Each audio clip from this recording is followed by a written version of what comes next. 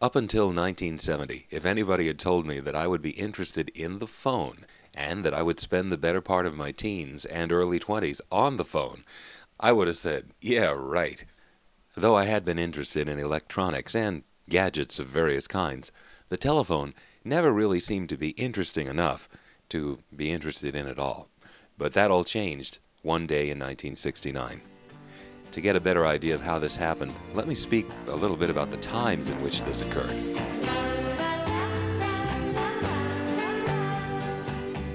In 1969 and 70, things were changing. It was becoming more and more acceptable not to be stiff, formal, and uptight. It seemed like everybody was taking the cue to relax and let it all hang out. For example, the summer camp I went to had always had military-style inspections, but in 1969 inspections were discontinued. It just didn't seem appropriate anymore, what with an unpopular war going on and the general dropping of formality in the society. In Long Island, where I lived, a nearby private school had recently relaxed its dress code, no longer requiring male students to wear ties. And so it went. Amazingly, this trend even touched one of the most uptight organizations of its day, the Bell System. I'm sorry. We are unable to complete your call or dial. Please check the area code and number and dial again, or ask your operator for assistance. This is the recording. Don't you think that's a little, I don't know, sultry for the phone company? I mean, Ma Bell is supposed to be, well, you know. Hello, sir.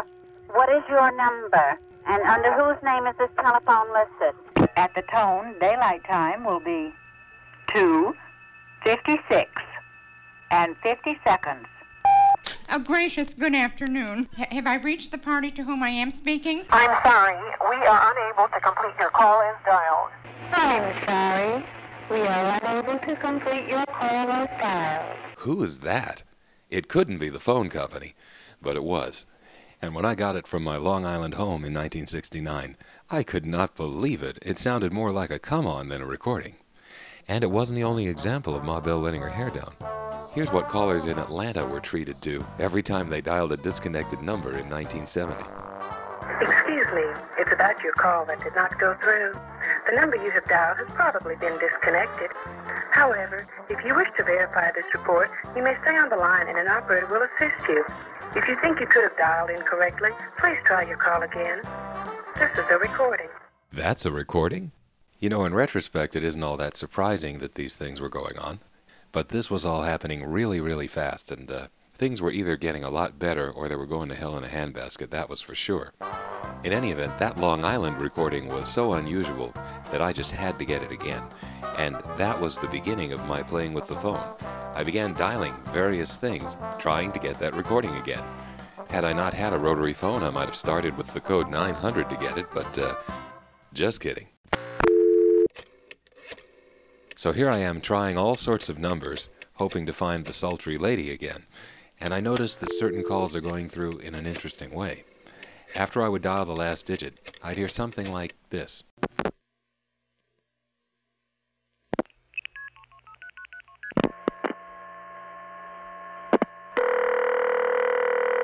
Now those tones fascinated me. When I would find a prefix that went through that way, I would dial it over and over just to hear the tones. And then I would vary the number I was dialing slightly to see how it affected the tones I was hearing. So here I was doing something really strange, playing with the phone, that I would never have done, but hey, when a woman comes into your life, you do funny things. Eventually, I did try some other codes and...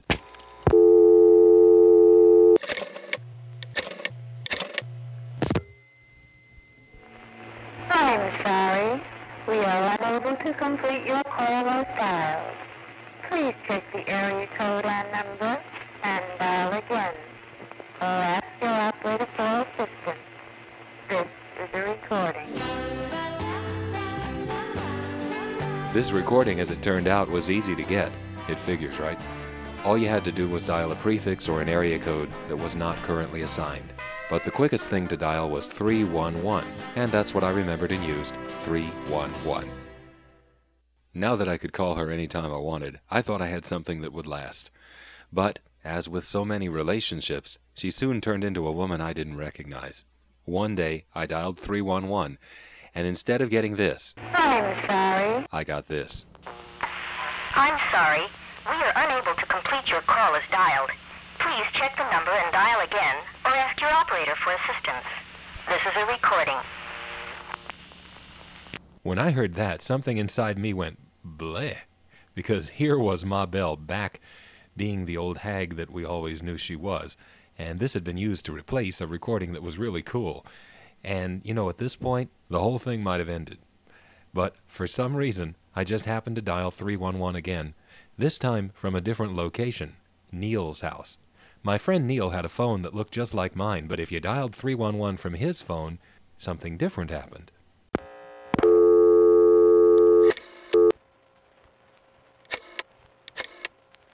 Sorry. We are unable to complete your call as dialed. Please check the number and dial again, or ask your operator for assistance. This is a recording.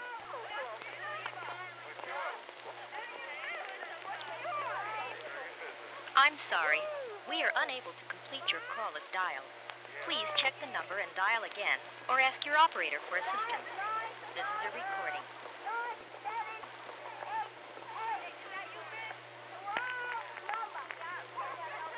I'm sorry. We are unable to complete your call as dialed. Please check the number and dial again, or ask your operator for assistance. This is a recording.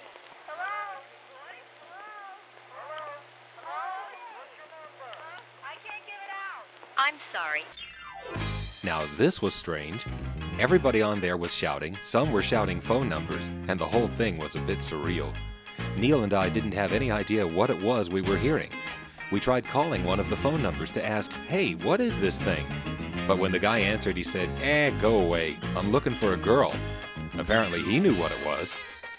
But Neil and I didn't realize that we had just stumbled into a subculture that we would end up spending a lot of time in. This was a new way of communicating over the phone called the party line. Party line is not the correct term, because that's not what this was. But that's what everyone was calling it. And from talking to another friend of Neil's, we found out that there was another party line, so-called, completely different from this one, whose number was 660. Neil's friend demonstrated. First he dialed 660. Then he dialed 7 and hung up.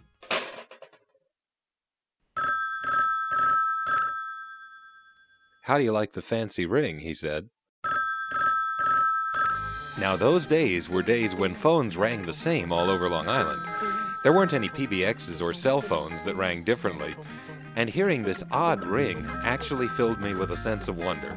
It was as if the phone had just learned a new trick, and I had never seen it do anything like this before. So I wanted to know more about this, and I tried dialing 660 myself.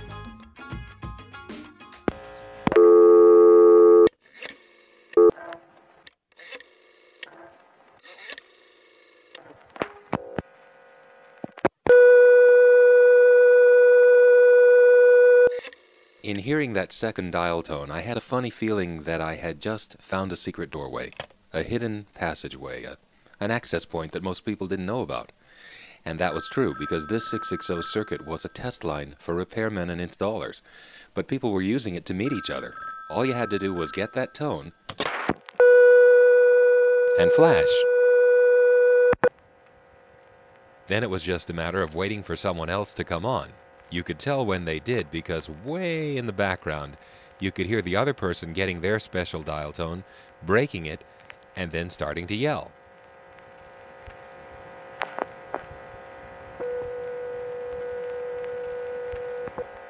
Hello? What's your number?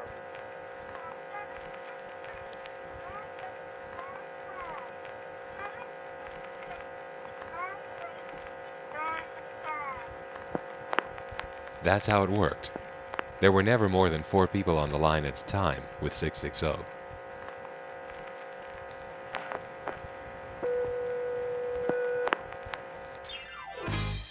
Well, now there was all this cool stuff to play with on the phone.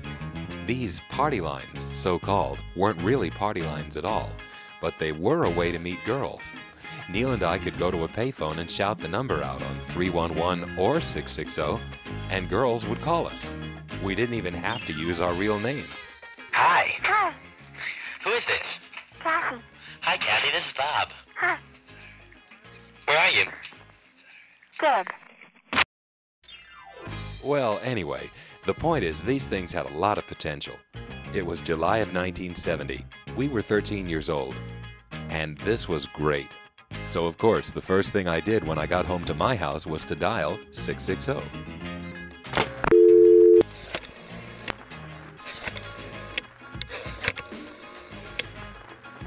And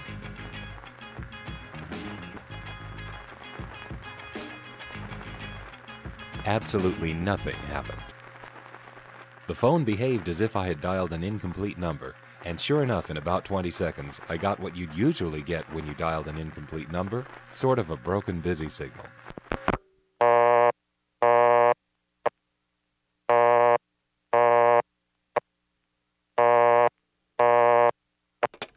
Then I tried dialing 311, but I knew what I was going to find there.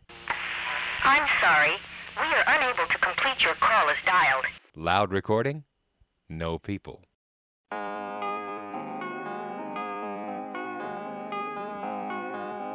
Why didn't my phone get these cool things? For the next several weeks, anytime I went anywhere, I picked up the phone and tried dialing 660 from payphones at various people's houses, and that got me into trouble more than once. For instance, when I was visiting a friend of my parents named Harriet, I tried dialing 660 from her phone, and it worked. There was just one problem, however. At the time of our visit, Harriet's husband was in the hospital. Well, when the phone rang like this, Harriet just about died. What could it have been except an emergency call concerning her husband in the hospital? Not good. But my research did pay off because one very clear and consistent pattern emerged. I could tell from the very first digit I dialed whether 660 was going to work from any particular phone line. And here's what it was.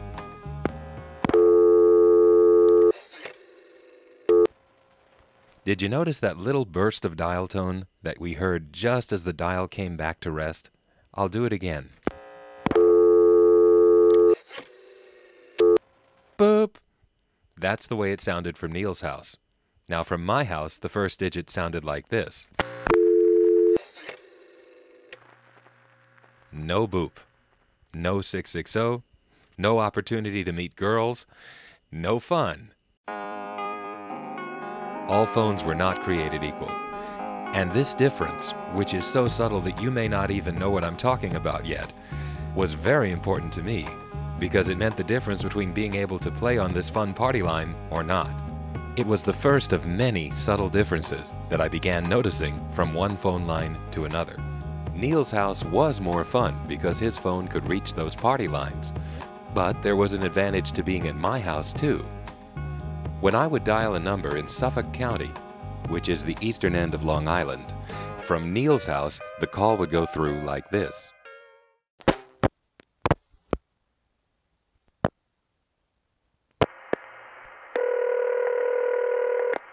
But from my house, it went through like this.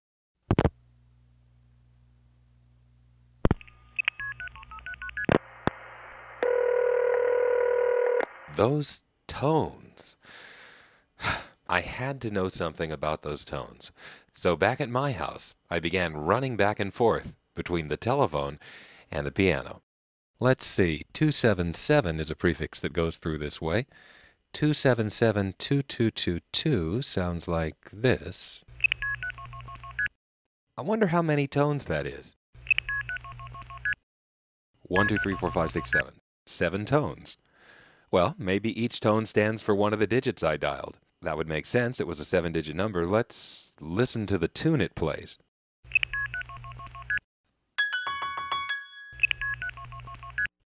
I don't know about that one tone per digit theory I had because, the last 4 digits are 2222, and you'd expect the last 4 tones to be all the same, and they are not. However, the next to last 4 tones are the same. It started like this. I had no idea that this was my preliminary lesson in how to blue box, that is, how to control the network directly with these tones. But one thing was already apparent. These tones were not the same as touch tones, the tones used on those push-button phones. 2, 3, 4, 5, 6, 7, 8 on a touch-tone phone had a very, well, discordant sound compared to the same thing on these tones. These tones were a lot more musical.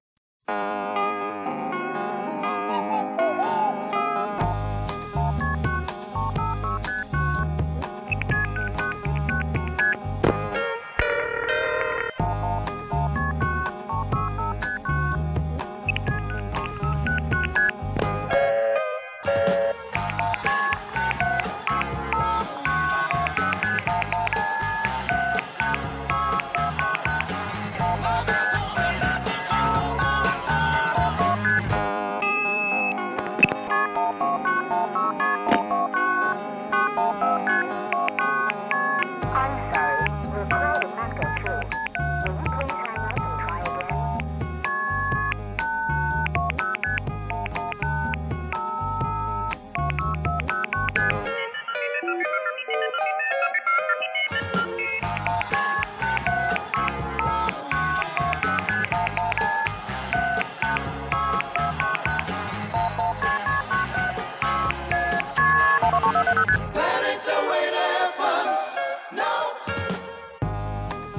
I did learn in that first session that the last tone of a 7-tone sequence is always the same, and that the next to last 4 tones corresponded to the last 4 digits. Having partially unraveled the mystery of the tones, it was now time to go on to something else. I was still curious as to why 660 didn't work from my phone, so I tried a few variations on it. First, I tried dialing 660 followed by my own 7-digit phone number. But after only 4 digits of my number, I got this. Then I tried dialing my own area code, 516, followed by 660 and 4 more digits. 5168. I'm sorry, we are unable to complete your call as dialed. Please check the number and dial again or ask your operator for assistance. This is a recording, 5168. 5168. Well, I guess that makes sense. My own area code is 516, and I just dialed it. I wonder what the 8 is. I know, let me try 517 and 660 and 4 digits.